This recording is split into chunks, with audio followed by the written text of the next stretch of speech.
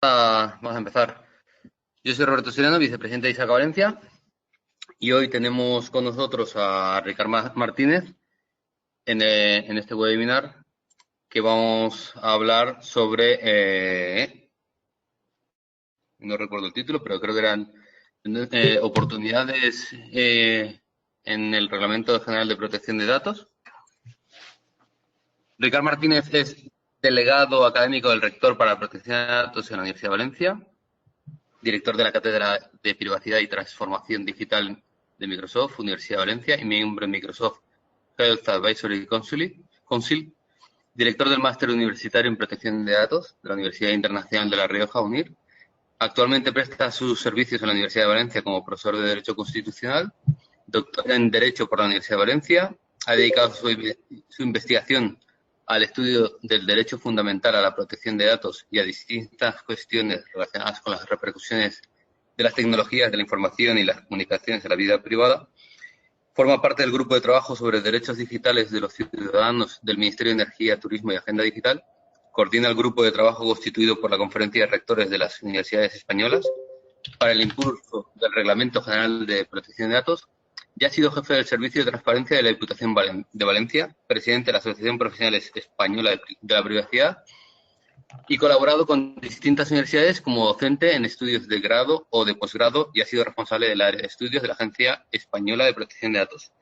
Se olvidó de indicar que es muy amigo de ISACA Valencia y que ha participado con nosotros en diferentes ocasiones, y esta una vez más.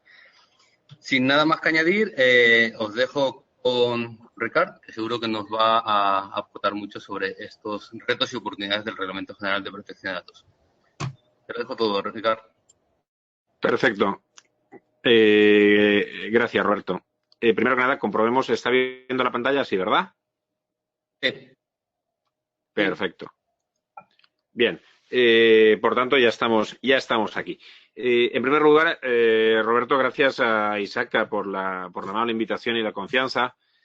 A ti, personalmente, por la presentación y por todos los esfuerzos que dedicáis. Y debo decir que cuando me llegó la invitación, primero, me apeteció mucho.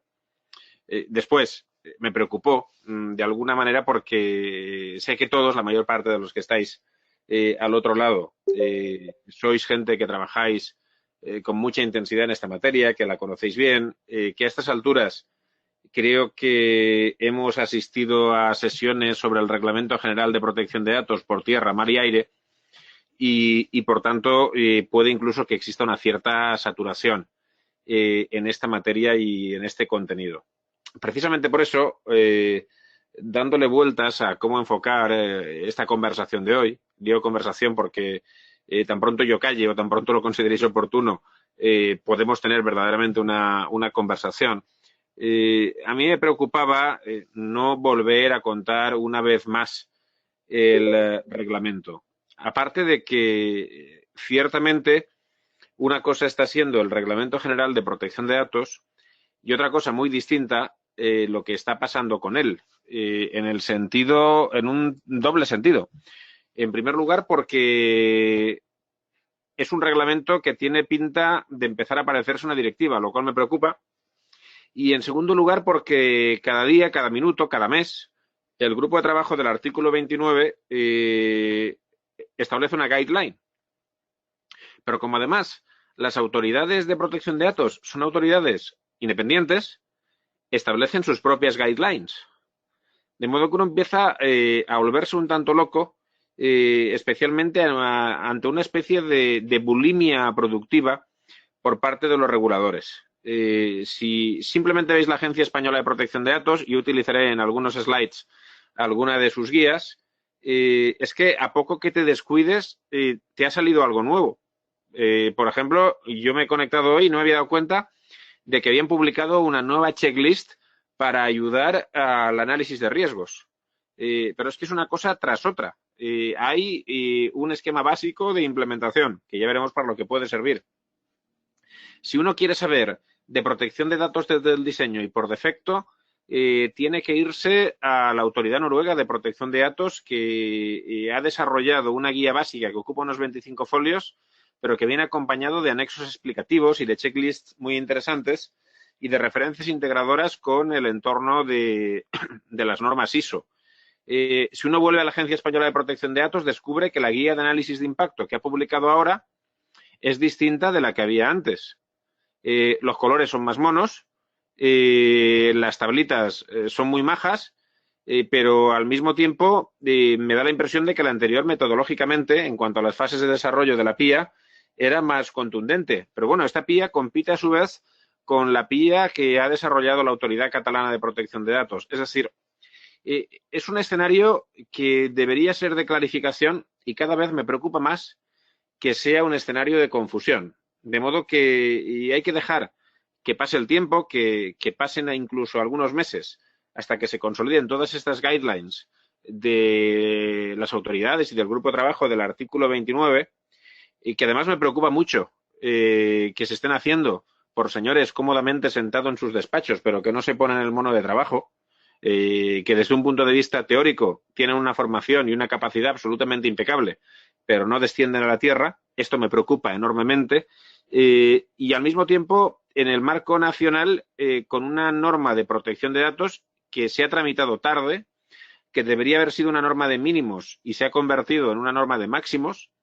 Y además, eso ha incentivado que los grupos parlamentarios, cuando tienen que presentar enmiendas, lo tienen que hacer sobre una norma de máximos y, por tanto, han presentado el máximo de enmiendas, con lo que tenemos una norma en tramitación con casi un centenar de artículos y 500 enmiendas. Esto es un escenario un tanto confuso, pero no necesariamente malo. Y por eso pretendí y creí oportuno hablar de retos y oportunidades. ¿Por qué? Porque creo que el mundo, perdonad que me ponga casi como un personaje de Marvel Comics, el mundo es nuestro, lo vamos a conquistar. Es decir, si algo caracteriza al Reglamento General de Protección de Datos es que busca un enfoque orientado, o lo pretende, al territorio en el que estamos ya o en el que estamos desembarcando a máxima velocidad. Creo que no hace falta que explique a esta audiencia cuáles son las implicaciones de lo que ya comienza a ser tradicional, cloud computing, big data, machine learning, pero sobre todo a lo que viene con una enorme intensidad, inteligencia artificial, robótica, Internet de los objetos o smart cities. No se me ha ocurrido explorar conceptos que empiezan incluso ya a dar problemas, como blockchain, o a plantear los retos inmediatos. Ya sabéis que se están haciendo pruebas, no recuerdo ya si se ha llegado al cuarto qubit qubite de simulación en computación cuántica y, por tanto, a todo lo que vendrá. Lo que hay y lo que vendrá pone de manifiesto que las cuestiones relacionadas con Reglamento General de Protección de Datos y su implementación son cuestiones absolutamente centrales, que van a estar en el centro de todas las cosas, en el centro de todos los diseños, como herramienta instrumental básica. Por tanto, estas tecnologías en el contexto de la Unión Europea van a necesitar de una implementación siempre alineada con RGPD. Y desde esa perspectiva, si ponemos la norma en el contexto de la realidad material a la que tiene que ser aplicada, creo que deberemos entender su importancia como uno de los pilares nucleares sobre los que se va a construir la transformación digital. Esperemos. No me gustaría nada, no olvidéis que uno tiene una formación en Derecho Constitucional, un mundo que no tuviese en cuenta el Reglamento General de Protección de Datos, no porque sea una magnífica norma, sino porque hablamos de la norma que sustenta la garantía de los derechos fundamentales en este nuevo mundo. Si esta garantía desaparece, no sé qué tipo de mundo construiremos. Hay algo que ya sabéis, y es lo que trataba de corregir esta norma. Y lo que trataba de corregir era una absoluta locura. Es decir, un entorno de disparidad, de diversidad, de dumping normativo. No sé muy bien cuáles son las evaluaciones que se hacen en el sector TI a la hora de decidir algo tan sencillo como en qué país me instalo. Pero sí que sé qué es lo que se estaba pidiendo a los despachos jurídicos por cualquier empresa multinacional cuando decidía cuál iba a ser su establecimiento en la Unión Europea. Y esencialmente se pedían estudios comparativos de al menos 3 marcos jurídicos diferenciados: relaciones laborales en el país, marco tributario y protección de datos. Y esto daba lugar a respuestas ciertamente inesperadas, porque yo os lo debo confesar. A mí el sentido común me decía, ¿y por qué estos señores no están aquí en Valencia? Al fin y al cabo, creo que lo más parecido a California debería ser nuestra provincia o nuestra ciudad.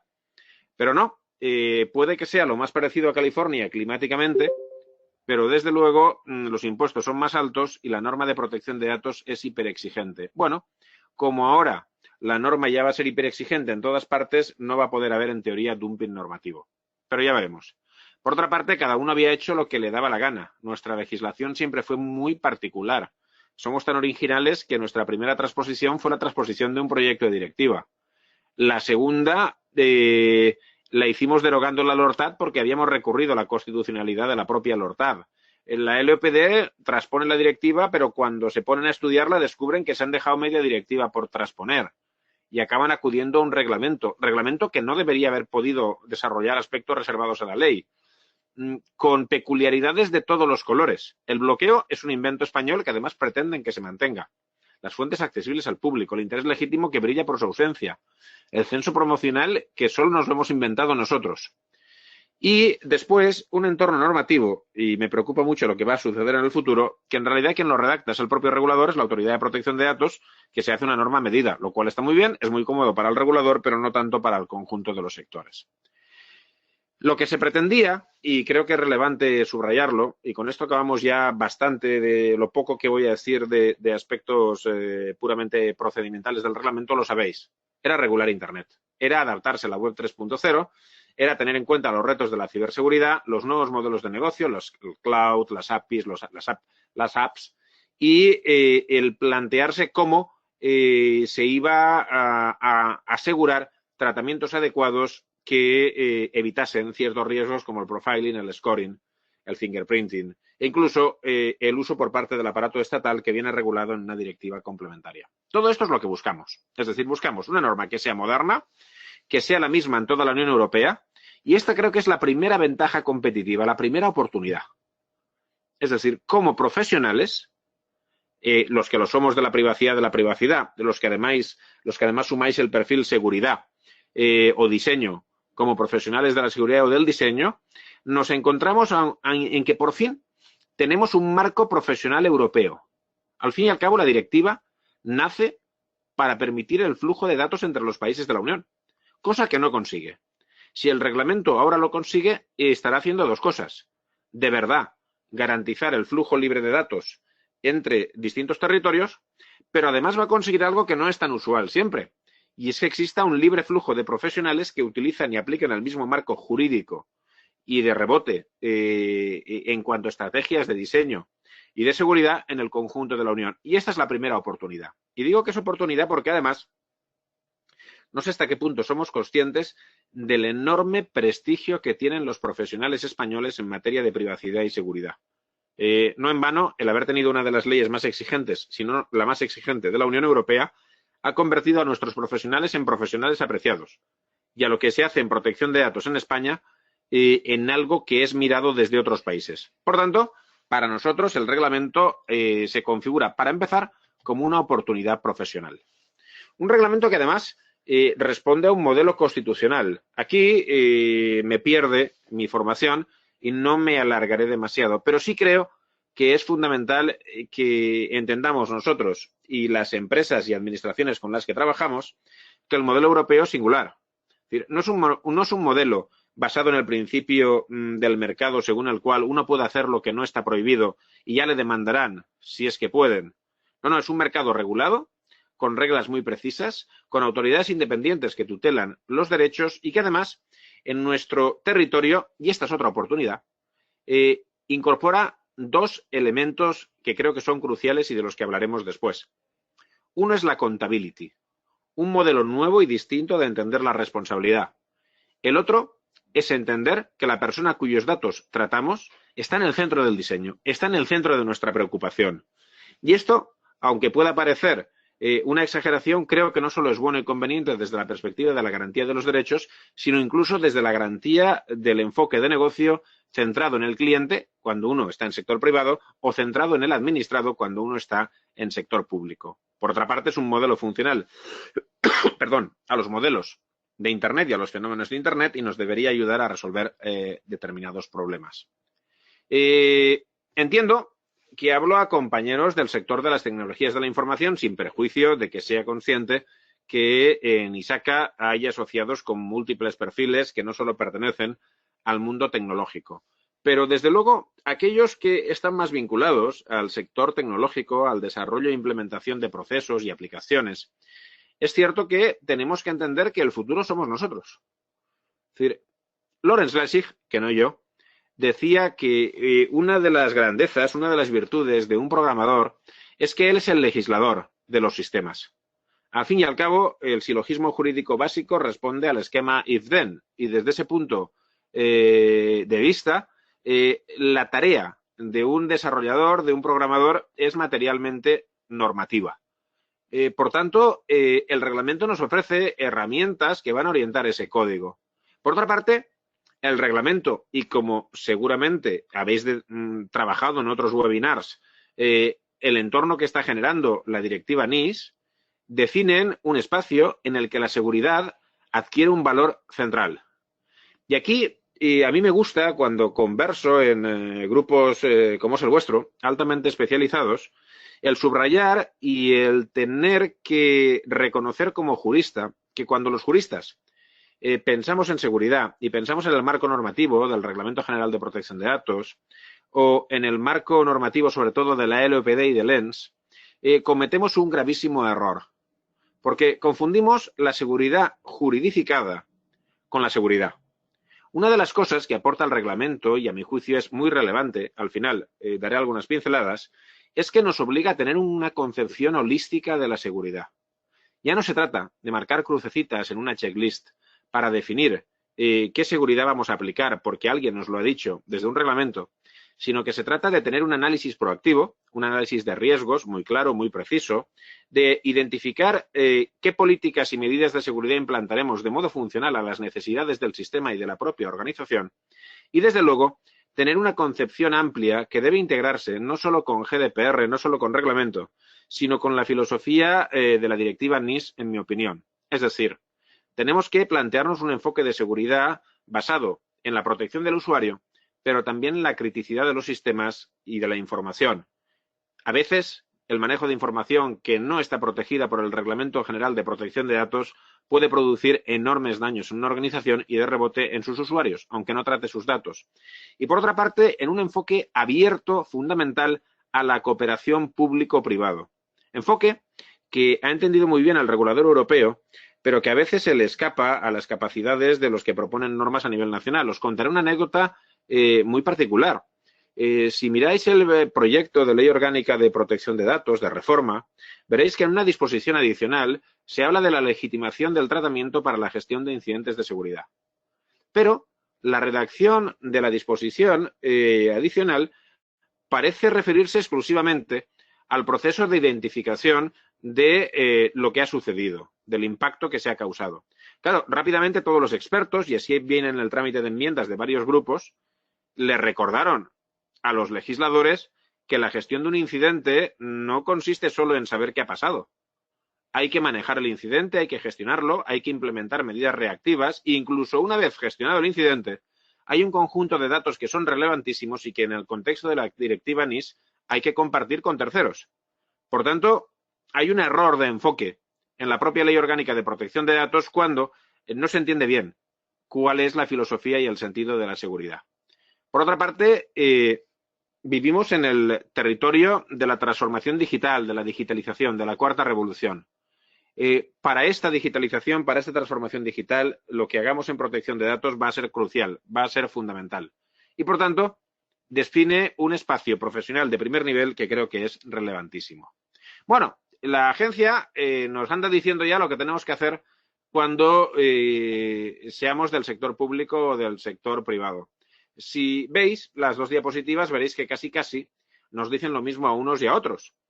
Es una cosa muy peculiar, porque digamos que al sector público se lo dicen como más largo, digo yo que el sector público es que igual sabe menos, y sin muchos enlaces.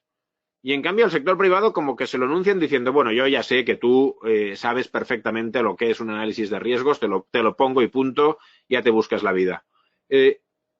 creo que es muy particular, muy peculiar, que en esa estructura de 6 puntos de acción la diferencia textual entre sector público y sector privado sea prácticamente de volumen de texto. Y también me parece muy peculiar, muy particular, que en esta estructura, que además contempla una serie de medidas que se tienen que hacer en paralelo, el regulador haya perdido la oportunidad de señalar a las organizaciones que tenemos un reto y tenemos una oportunidad. El reto, evidentemente, es un enfoque de implementación del reglamento que nos da de nuevo. Digo de nuevo porque creo que tuvimos oportunidades con la LORTAD, menos, tuvimos oportunidades con la LPD, más. En el sector público hemos tenido oportunidades con la Ley 11/2007, el LENS y después con la Ley 39 y 40/2015. Y ahora volvemos a tener oportunidad de hacer una reingeniería de procesos, de orientar nuestras organizaciones a mundo digital, de digitalizar de verdad en lugar de parchear. Por tanto, comparto los esfuerzos de la autoridad, me parecen muy bien, pero creo que no sitúa su enfoque allí donde debería hacerlo. Es decir, en las metodologías de reingeniería que van a ser necesarias y que no solo son un reto, sino que son la oportunidad de sentar las bases para la digitalización del sector público y el sector privado. No vincular los esfuerzos de cumplimiento en protección de datos con los paralelos esfuerzos de modernización de la administración pública y de digitalización del sector privado, no es su tarea, lo sé, pero me parece que es, sin un error de enfoque, una carencia de enfoque. En cuanto a lo que nos plantea el reglamento en sentido estricto, que yo creo relevante para esta sesión, lo primero que quiero destacar es la accountability. Es decir, un cambio de modelo que aquellos que estáis trabajando en compliance ya conocéis, pero que resulta complejo de explicar en los países del sur de Europa. Resulta muy difícil en nuestro territorio explicarle a alguien que es responsable si no hace lo necesario para poder cumplir. Aquí tenemos una conciencia de la responsabilidad y no quiero citar nada que públicamente esté ocurriendo recientemente, pero tenemos un sentido de la responsabilidad que no se basa en esto, sino que se basa en haber cometido una infracción, que ésta sea muy pública, muy notoria y, entre comillas, que nos hayan pillado. Ahora nos plantean un conjunto de estrategias que yo creo que se sustentan al menos en estos 4 principios fundamentales. Privacidad por defecto y desde el diseño, seguridad y análisis de riesgos, análisis de impacto en la privacidad y registro de los tratamientos o registro de actividades del tratamiento.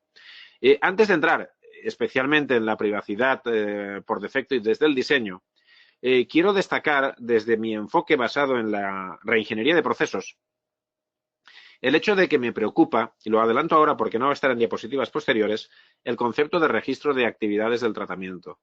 Puedo entender que en empresas cuyos tratamientos sean muy precisos, sean muy claros, esto poco menos que sea una adenda, sino una ampliación de lo que ya se venía haciendo con el documento de seguridad. Sin embargo, en organizaciones complejas, creo que el registro de actividades del tratamiento debe ser algo más que eso. Creo que debe ser un gestor que permita de modo dinámico conocer qué se está haciendo con los datos e incluso acompañar a al proceso que va desde que un usuario solicita un servicio y tenemos que decir si hay que o no proveerle de herramientas para el tratamiento, hasta el momento en que esas herramientas, si son de nuevo diseño, han pasado a producción y se pueden utilizar. Creo que el registro de los tratamientos es una herramienta que no debe ser concebida de modo estático, sino de modo dinámico, como un elemento esencial para acompañar al cumplimiento y al desarrollo de aplicaciones y servicios. En cuanto a la privacidad, desde el diseño, aparte de las metodologías, que insisto, creo que es fundamental ver el documento de la autoridad noruega, hay una filosofía detrás de esto. Esta idea nace, desde luego, en la Autoridad de Protección de Datos de Ontario. Ahora sus investigadores están trabajando en el contexto de una universidad canadiense. Y lo que nos proponen es una filosofía muy clara y que para vosotros es manifiestamente conocida. Nos dicen, oiga, a su procedimiento, a su modelo de gestión de proyectos, incorpora la privacidad como algo activo desde el minuto cero. Es decir, ustedes tienen que empezar a trabajar siempre pensando en privacidad. Ustedes tienen que pensar de entre las distintas y posibles opciones que la privacidad sea la configuración predeterminada. Perdonad el ejemplo muy banal. Si usted ha desarrollado una red social que va a tener clientes de entre 14 y 18 años, cuando esos, perdón, cuando esos clientes se registren, su muro por defecto debería ser el más cerrado. Incruste usted el diseño en la arquitectura de los sistemas. Es decir, volvemos al ejemplo de la red social. Oiga, usted debería haber sabido desde el minuto 1 que en su red social la gente iba a subir fotografías, que pudiera haber gente que se mosquease por no haber dado permiso o gente que se mosquease por ser etiquetada. Por tanto, diseñe usted ya la herramienta para que permita ese tipo de trazabilidad. Seguridad desde el diseño implica privacidad desde el diseño implica seguridad extremo a extremo, desde el minuto 1 y hasta el final. Y entender lo que he dicho con anterioridad, que todos ganamos. Gana la organización porque racionaliza sus procesos. Gana el sistema porque mejora en calidad y seguridad. Gana el cliente porque puede confiar. Por eso es importante darle visibilidad y transparencia cuando nos hablan de protección de datos desde el diseño. No es algo que nos estén planteando como, digámoslo así, exclusivo de los diseñadores y los juristas, sino como algo que debe permear toda la organización. Es decir, y aunque se esté grabando, me voy a permitir un ejemplo, digámoslo así, al menos delicado. No puede ocurrir que en cualquier organización, por ejemplo, en las organizaciones públicas, esto es muy frecuente, al primero al que se le ocurre organizar un evento, monte una inscripción en Drive, cuando en la mayor parte, o en Dropbox, o en servicios equivalentes, cuando en la mayor parte de políticas y normativas de seguridad de las administraciones públicas se prohíbe utilizar servidores externos. Bien, si no damos visibilidad y transparencia a nuestra filosofía de privacidad desde el diseño, los usuarios no se van a preguntar cosas. Y si los usuarios no se preguntan cosas, no vamos a tener respuestas funcionales. Un elemento que a mí honestamente sí me preocupa porque todavía no sé cómo digerir es que el grupo de trabajo del artículo 29, cuando habla del principio de transparencia, es decir, de los artículos 13 y 14 del reglamento y de la necesidad de informar a los usuarios sobre los tratamientos, se plantea la posibilidad de que si uno ha desarrollado un análisis de impacto, le dé una cierta publicidad. Yo no acabo de entender la finalidad que tiene esto, pero ellos lo consideran adecuado desde la perspectiva de la confiabilidad para el usuario. Y bueno, el punto 7 ustedes lo conocen o vosotros lo conocéis, comerse la propia comida para perro. Es decir, si yo diseño pensando en la privacidad, tengo que ser empático. No tengo que hacer a los demás aquello que no me gustaría que me hiciesen a mí. La agencia nos ha propuesto una guía práctica de análisis de riesgos de los tratamientos de datos personales que os aconsejo consultar, pero de la que yo solo subrayaré algo que es esencial. Nos piden que añadamos a nuestro punto de vista siempre centrado en la seguridad un punto de vista centrado en el interesado desde la perspectiva de sus derechos fundamentales. Es decir, cuando consideramos las amenazas, no solo consideramos las amenazas en el sentido de intrusiones o de posibles impactos que puedan afectar a la disponibilidad de un sistema. Nos piden que hagamos algo más. Nos piden que reflexionemos sobre cómo puede impactar en la esfera de derechos un determinado tratamiento. Y esto es muy relevante porque me puede conducir perfectamente a ejemplos que no afectan en esencia la seguridad de un tratamiento. Pensemos en tratamientos perfectamente públicos. Publicación de la adjudicación de subvenciones de acuerdo con la ley de transparencia. Bueno, pues yo hay un ejemplo que siempre pongo y que sé que no tengo razón formalmente o jurídicamente hablando, pero que me parece un ejemplo particularmente serio de análisis de riesgos no realizado. Nada en la ley de transparencia impide que publiquemos los beneficiarios de ayudas a la pobreza energética. Y sin embargo, el más elemental sentido común nos debería decir que aunque eso no esté estrictamente prohibido, aunque no sea un dato especialmente protegido, publicar que a una persona pobre le hemos ayudado a pagar la factura del gas o de la luz, afecta al modo en que concibe su propio honor o cómo se percibe por la sociedad, particularmente en poblaciones pequeñas. Y por otra parte, supone publicar listas de pobres que puede que alguien esté interesado en indexar. Bien, pues me parece que ese análisis de riesgos, que no es de seguridad, que es de cómo impactan los derechos de las personas, un tratamiento, no se hace muchas veces con el suficiente rigor. En cualquier caso, el análisis de riesgos y el enfoque del reglamento nos lo dice la agencia y tienen razón, tiene que ser positivo. ¿Qué ganamos con esto? Es un enfoque basado en todos, es un enfoque funcional, no hace falta que os lo explique, la metodología de análisis de riesgos y la implementación de las medidas preventivas o reactivas que adoptemos que afectan a todo el ciclo del tratamiento, que afectan a los datos, que afectan a los sujetos intervinientes, ya sea como actores que piloten el tratamiento, administradores de sistemas, usuarios, autorizados, desde la perspectiva del propio data subject, del propio interesado, el sujeto cuyos datos tratamos, y desde la perspectiva de la tecnología que vamos a utilizar y de las actividades o operaciones que vamos a desarrollar.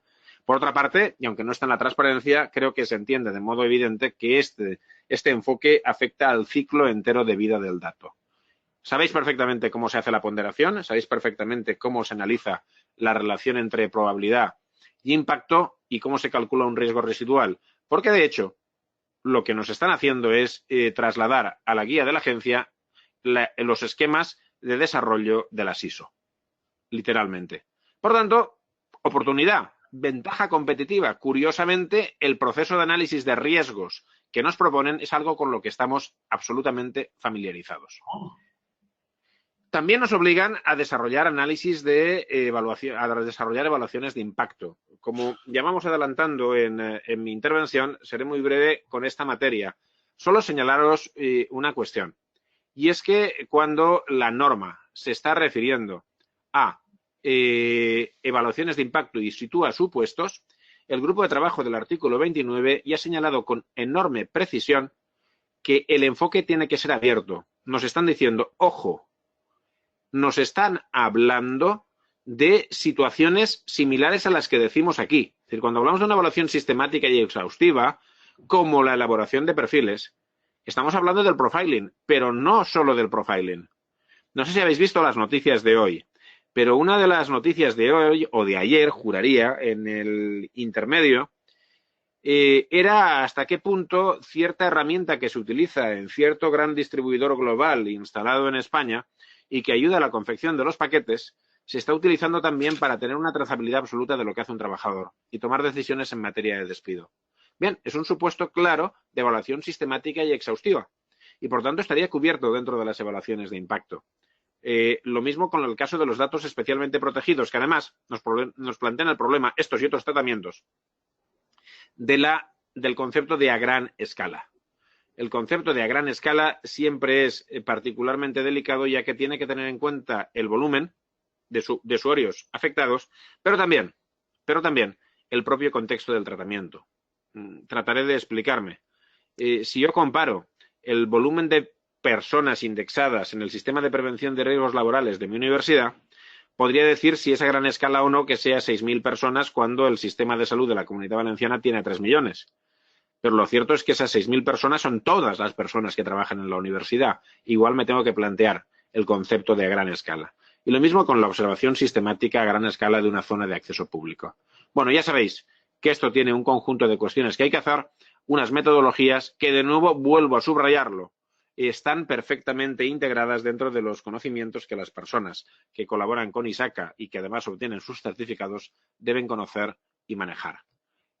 No me pararé en esto. Veis, esta es la metodología antigua, esta es la guía que ha desaparecido, que creo que es más visual, que es más clara y que es más entendible en términos de la gestión del proceso del análisis de impacto, pero no me voy a detener excesivamente en ello. Hay una guía nueva que podéis ver y lo serio de los análisis de impacto es que, como nos den un resultado negativo, tenemos que dirigirnos a la Agencia Española de Protección de Datos para que nos autorice el tratamiento y nos proponga medidas en su caso.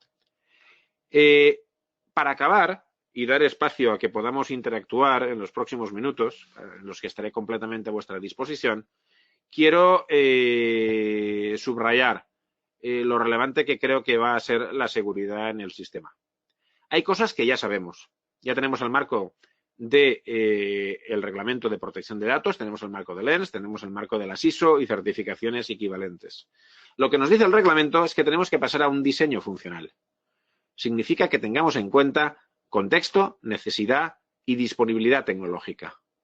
Nos señalan los valores. Y es muy importante, quiero subrayar, que en el Reglamento General de Protección de Datos ya no se habla de confidencialidad, integridad y disponibilidad. Se da un pasito más allá. Se utiliza el concepto de resiliencia. Como bien sabéis, el concepto de resiliencia viene del mundo de la psicología, del mundo de la medicina, y hace referencia a la capacidad en nuestro caso, de un ser humano, si hablamos en psicología, que ha sufrido una grave crisis, de resistir y recuperar unas ciertas condiciones razonables. Por tanto, estamos hablando de bastante más que de poder arrancar de nuevo un servidor. Estamos hablando de la capacidad de una organización para recuperarse de una gran crisis en condiciones sólidas. Solo se enumeran algunas medidas muy concretas, la pseudonimización, el cifrado, y los audits, las auditorías sabéis que no desaparecen. Quiero destacar 2 o 3 cosas antes de hablar de la notificación de violaciones. La primera, que se presume que el cifrado es una medida confiable hasta el punto de que, bajo ciertas condiciones, las violaciones graves de riesgos para la seguridad no serán notificadas si se aplicaron medidas de cifrado. Y, en segundo lugar, y aunque no está en la diapositiva, lo siento, el Reglamento General de Protección de Datos atribuye una presunción de confiabilidad, que no de prueba, a los códigos de conducta y a los esquemas de certificación. Con lo que cada vez más vamos a ver cómo el mercado se orienta a poder poner un sello en los productos o en los servicios que diga somos confiables. Creo que la parte más jugosa, la parte que más debe preocupar a las organizaciones es la notificación de violaciones. Normalmente, data breaches es en el original inglés y creo que la traducción más concreta hubiera sido incidentes de seguridad, aunque no estoy seguro. El hecho es que solemos poner el acento en lo gravoso que va a ser esto, es decir, vemos la parte final. La parte final es aquella en la que cuando se constata un riesgo grave para la seguridad en un tratamiento de datos que pueda afectar a los derechos y libertades de las personas, tenemos que notificar a la Agencia de Protección de Datos en 72 horas una serie de detalles. El tipo y la naturaleza del incidente, nuestra valoración, las medidas que estamos implementando.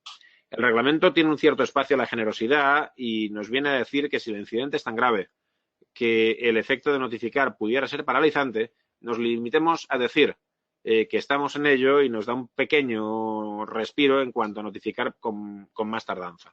Por otro lado, cuando se deriva ya un supuesto de riesgo grave inminente, un peligro para los derechos de las personas, nos obligan a notificar directamente a los usuarios de que se ha producido, a los clientes, de que se ha producido el incidente.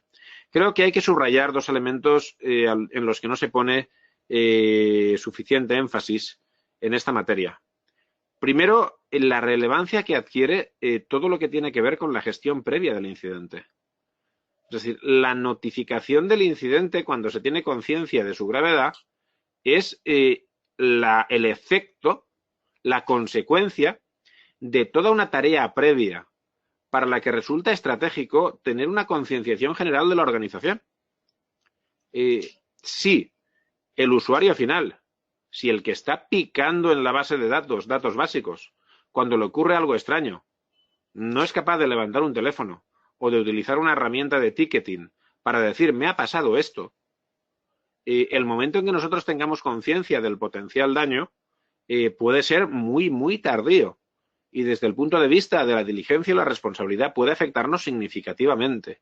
Por tanto, creo que el esfuerzo más serio no solo puede pasar por diseñar un proceso de gestión de incidentes que tenga en cuenta las notificaciones, perdón, sino todo lo anterior. El segundo elemento es que vamos a tener que tener un trabajo ingente en el fomento de la cultura de las personas cuyos datos tratamos.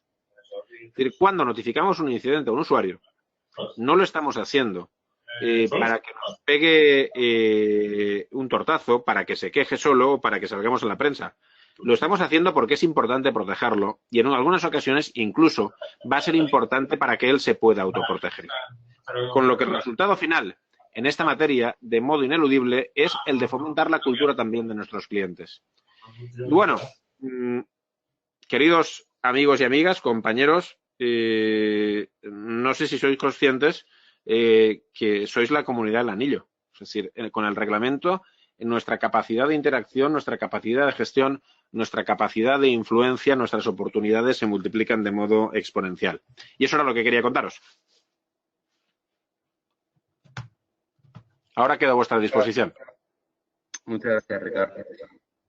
Yo tengo muchas preguntas, pero no sé si hay desde el público alguna pregunta que quieran hacer, que pueden aprovechar el chat para hacerlas, porque si abrimos micros a todos puede ser un poco caótico. Pero podemos, si quieres, dejamos 2 minutos y comentamos. Yo, de luego, ahora luego sí que te haré alguna pregunta que tengo por ahí. Espero que puedan escribir los compañeros que han estado escuchando.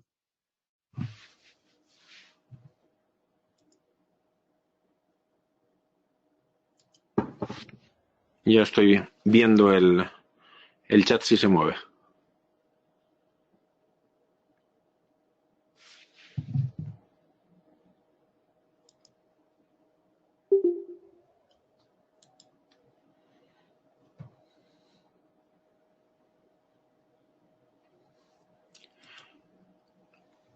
Roberto, parece que no se mueve, ¿es posible? Sí, parece que no se mueve. La verdad es que no veo a nadie. Por lo menos, es que esto Parece tampoco que dice hemos si están dejado a escribiendo o nuestros no están escribiendo. compañeros. Ya sabéis lo que pasa Entonces, cuando la charla le da un tipo de derecho. bueno, eso en esta materia la verdad es que no nos queda otra. Más que nada porque nosotros tenemos una visión muy TI que puede estar bien o no. Nuestro asistente 27 nos pregunta qué hay de las acreditaciones.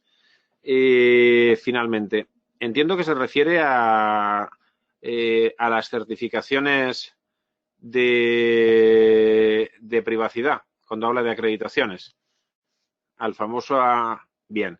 Vamos a ver, en estos momentos tenemos una primera versión. Yo formo parte de la comité que trabaja en esta materia y tenemos, como sabéis, un primer esquema de certificación de DPOs o de expertos en privacidad.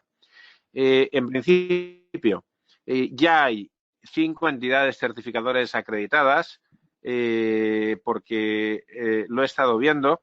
Y ahora hablaremos de las normas aplicables para Europa. Y ya es público, ya hay 5 entidades acreditadas y se está hablando de que probablemente a partir de finales de mayo exista algún tipo de examen. A su vez, sabéis que debe existir una relación de independencia entre entidades formadoras y entidades certificadoras. Dicho esto, el esquema va a empezar a funcionar. Han habido ciertas reticencias por parte de las universidades que no se han sentido bien reflejadas en esta materia. Va a haber probablemente un reconocimiento automático de la formación universitaria como habilitante para examinarse. Yo tengo mi opinión respecto del esquema de certificación. Va a implementarse, va a funcionar, está bien que esté tutelado por una autoridad de protección de datos, pero yo os aconsejo que miréis bien los distintos dominios de conocimiento, que miréis bien el volumen de horas teóricas de formación y que lo trasladéis a vuestra propia experiencia en organizaciones complejas. Yo creo que el esquema está muy bien para diseñar perfiles profesionales en el territorio de las pequeñas y medianas empresas, pero que pese a que tiene todo lo que tiene que tener, la carga horaria y experiencial me parece más discutible para, digámoslo así, DPOs de alto nivel, que operan en empresas de tamaño alto o de complejidad en la gestión. Y en ese sentido creo que se queda corto, que no reconoce la realidad ni las capacidades que de verdad se tienen que desplegar en este sector. Pero bueno, esto lo dirá la experiencia. También nos preguntan qué impacto va a tener en Estados Unidos y si aplican solo en Europa. No, no aplican en Europa. Es decir, la norma está diseñada, mirad el ámbito de aplicación, el territorial y el subjetivo, y está diseñada de modo que todos aquellos que ofrezcan servicios de la sociedad de la información dirigidos a territorio europeo tienen que aplicar la norma con independencia de su establecimiento. Por otra parte, las autoridades, mirad la última resolución sancionadora dictada por parte de la agencia en el caso de Facebook, ya tienen muy clarito que cuando se trata de una app, es decir, algo que requiere de una instalación en un teléfono móvil en territorio de la Unión Europea, van a aplicar su competencia. Y cuando hablemos de servicios que se orienten a analizar la personalidad de las personas, como la mercadotecnia basada en profiling, tendrán que aplicar la norma europea. Por tanto, va más allá sus efectos de la Unión Europea. Por otra parte, se va a producir un doble efecto arrastre. Se está produciendo ya, de hecho. El primero de ellos reside en el hecho de que las compañías que quieren operar en territorio europeo están adaptando sus estándares. El resultado práctico es que compañías como Microsoft o como Google están no solo adaptando el estándar europeo, sino generalizándola para sus productos y aplicativos. Por tanto, va a producir un efecto determinante a nivel global. Y por último, en el territorio concreto de América Latina, lo que sucede es que la mayor parte del cono sur, salvo México, que mira con un ojo a un lado y con otro al otro, la mayor parte de legislaciones se han alineado históricamente con la española. Y lo han hecho para ser reconocibles como países seguros a efectos de transferencias internacionales. Por tanto, cabe pensar con bastante certeza que el alineamiento de las regulaciones latinoamericanas o del sur de América con la europea va a ser, como siempre, muy claro, muy directo y muy determinante. Me preguntan también por cuál es la checklist para determinar el nivel de riesgo que ha mencionado Ricard al inicio de su charla. En la guía de análisis de riesgos de la Agencia Española de Protección de Datos hay una propuesta de checklist y lo mismo en las guías de otros países. Por ejemplo, más antigua todavía que la guía de análisis de impacto de la agencia es la del Information Commissioner inglés. En principio, son checklists referenciales, la mayor parte de las cuales ya habéis visto integradas en ISOs. Por tanto, el ámbito de seguridad es bastante sencillo y bastante entendible. A mí lo que me ha causado una cierta curiosidad y en materia de checklist y de análisis de riesgos, y lo he implementado en un proyecto, tengo curiosidad a ver cómo sale, es el plantearme una parte de la checklist que tenga que ver, primero, y esto lo ha hecho la agencia, con un contenido muy jurídico, es decir, ustedes están en condiciones de ofrecer información transparente, han diseñado un sistema de información por capas, tienen criterios de validación y prueba del consentimiento, es decir, vamos a incorporar a esa checklist preguntas de carácter muy jurídico, pero he incorporado una de carácter reputacional. Es un proyecto que tiene que ver con datos muy sensibles, datos de salud, y que va a afectar a muy distintos países de la Unión Europea, y he tenido curiosidad por saber cuál es la percepción del riesgo reputacional que tienen las organizaciones que van a participar. Porque en este ámbito me parece que va a ser muy sensible. No solo cómo cumples la norma de protección de datos, sino la percepción social que tengan de lo que haces. Y por tanto creo que los aspectos reputacionales no son ninguna tontería. La siguiente pregunta es en cuánto podríamos tener la fotografía completa europea y nacional en privacidad. Si hablamos desde la perspectiva española y nos fiamos de lo que están diciendo los políticos, en diciembre. En diciembre.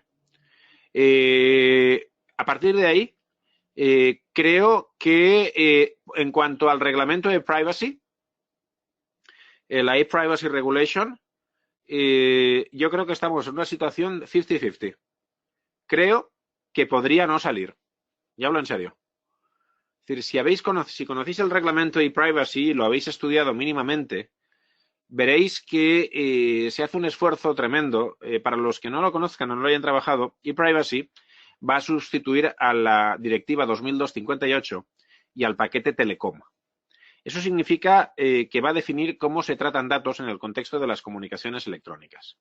Lo que ocurre es que el regulador se ha dado cuenta de algo que era obvio para casi todos, y es que en las comunicaciones electrónicas no solo entra derecho a la protección de datos, sino también secreto de las comunicaciones. Y además, en las comunicaciones electrónicas, en los servicios de comunicaciones electrónicas, existen un conjunto de operadores estandarizados, conocidos por todos, por ejemplo, las compañías telecom, pero hay lo que se llaman servicios equivalentes que se utilizan para hablar de ellos de las siglas OTT.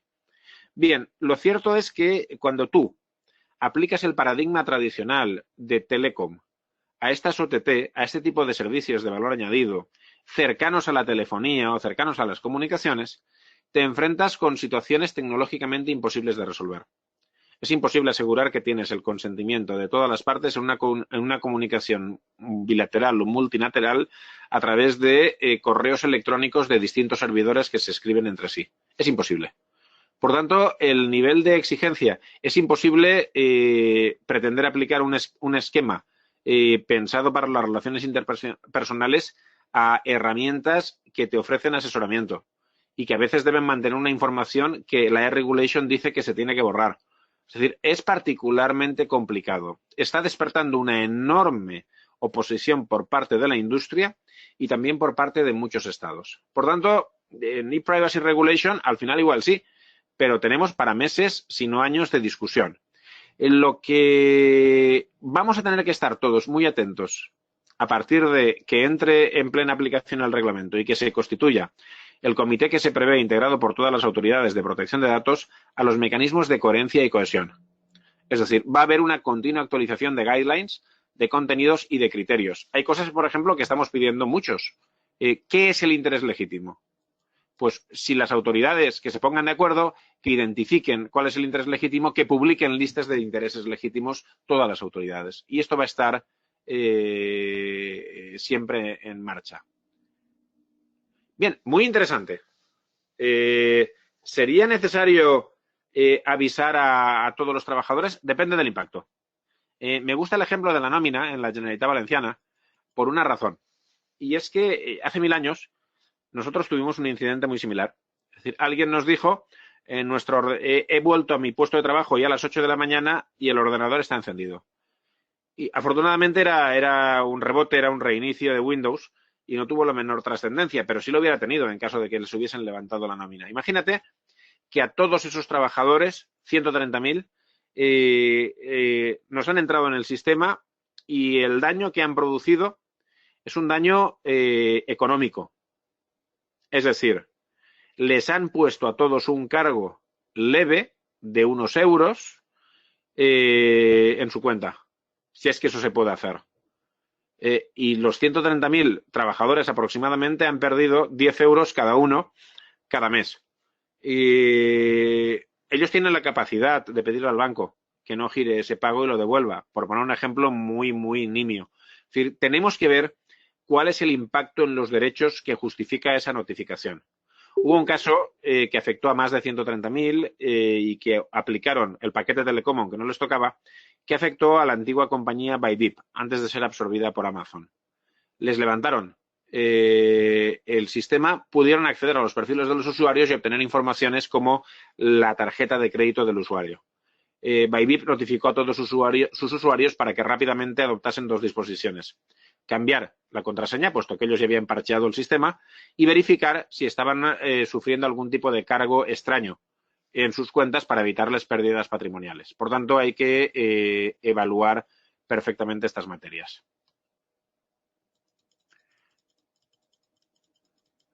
A ver, sí, nueva LOPD. Como os he dicho, no, el 25 de mayo ni de casualidad va a haber un proyecto de norma. Tened en cuenta que se ha pasado el primer trámite de enmiendas en el Congreso, que las enmiendas tienen que ser tramitadas, que el proyecto de ley tiene que ser votado por el Congreso, que va a pasar al Senado, donde se abrirá un trámite de comparecencias y enmiendas, que tendrá que volver a ser aprobado y tiene que volver de nuevo podría volver de nuevo al Congreso para la votación final. Por tanto, esto no va a ser antes de, si somos optimistas, en septiembre. Si somos pesimistas, en diciembre. Creo que esa compañía de la que se me habla en el chat, no va a poder evitar la normativa europea. Va a ponérselo difícil o va a pretender no hacer caso desde esa perspectiva. Acordaos que en la Ley de Servicios de la Sociedad de la Información se preveía la posibilidad de ordenar a los operadores de telecomunicaciones que impediesen con sus medios operar a un proveedor de servicios de la sociedad de la información en territorio europeo, es decir, bloqueándolo cuando incumpliera la normativa.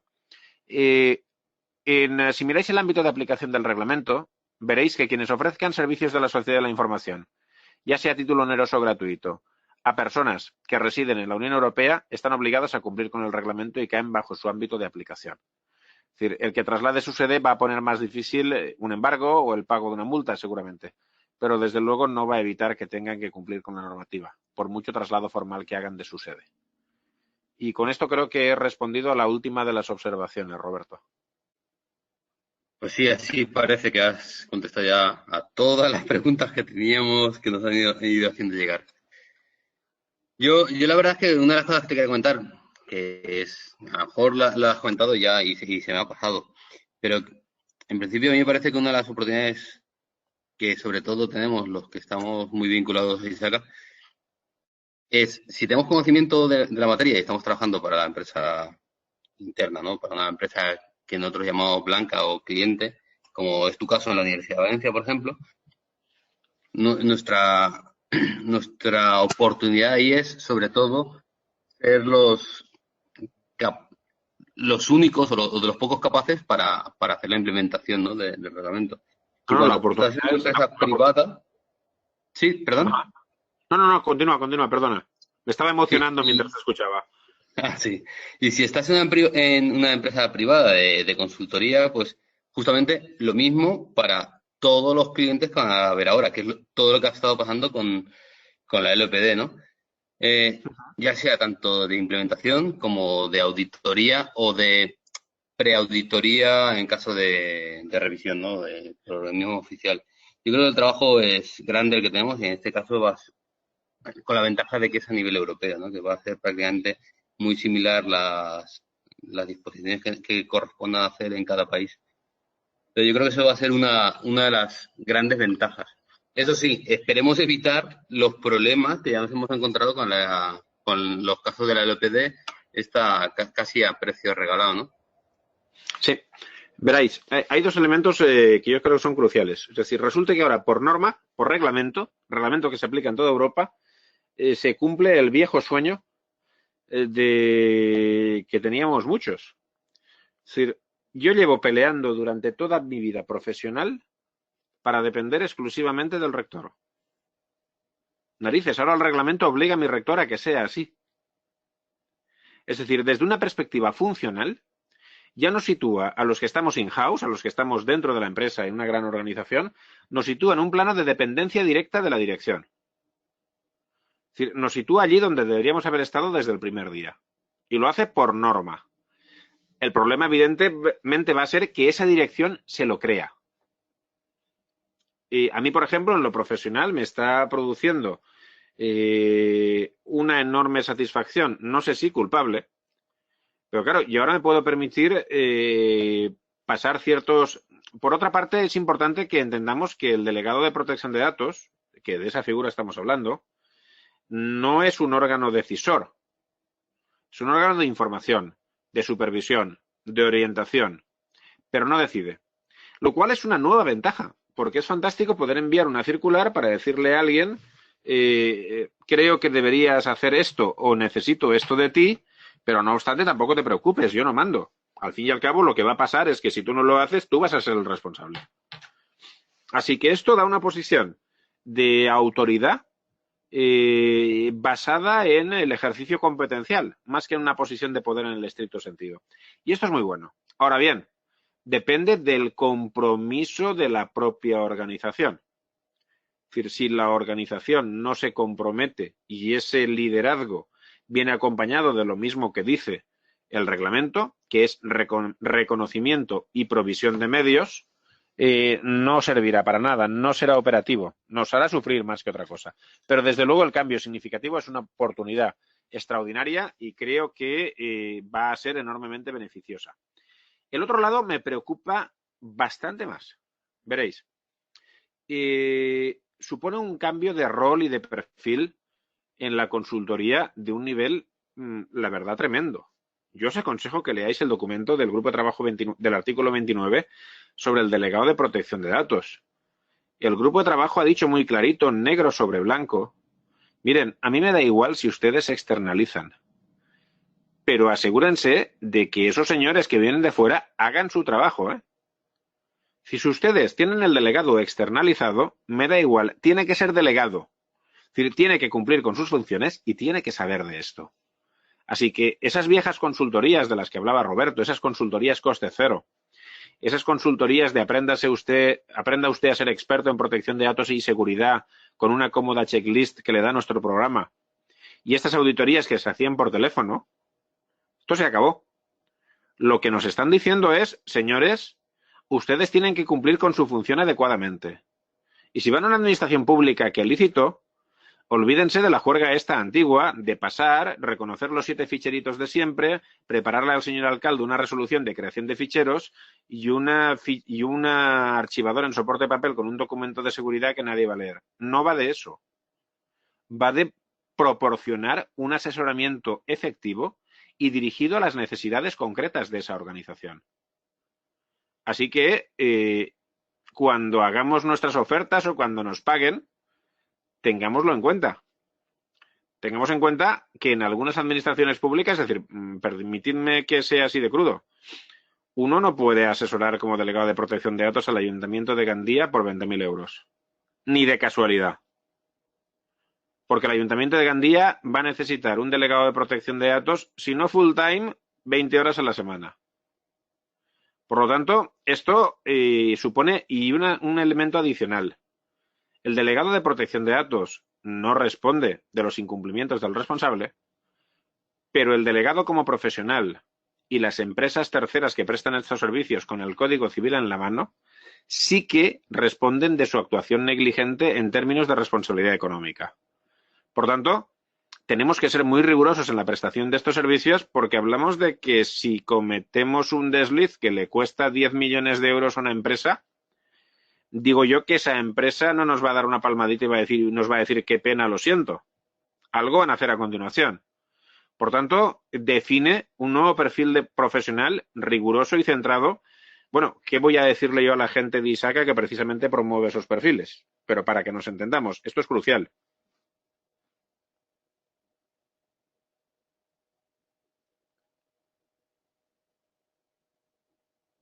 ¿Escucháis? Sí, creía que se había caído el sistema. No, se ha producido Perdón, Ricardo. un silencio. Sí. Bueno, hay dos preguntas más. Estamos en tiempo. Yo si quieres las contestas. Yo tengo más preguntas, pero yo creo que mis preguntas las podemos guardar para cuando nos veamos o para otra oportunidad que tengamos de invitarte a un evento. Las preguntas que te he copiado de los diferentes personas que están, lo que veas, según el tiempo que creas que necesitas para responderlas. A ver, alguien habla de consultoría, creo que empezamos con la consultoría de alto nivel, ¿verdad? A ver, un segundo. No, empezamos incluso antes. Vale, un segundo. Aquí, perdonad, es que tengo que hacer scroll hasta llegar al asistente 20 para el presentador. GDPR exige acometer un proyecto desde un punto de vista de consultoría de alto nivel. ¿Cómo crear un producto rentable para implementar el GDPR en nuestra tejido empresarial pymes? Mira, me gusta mucho esta observación porque es la misma que yo hice en mi comparecencia parlamentaria en el Congreso y que he sugerido a algún grupo parlamentario.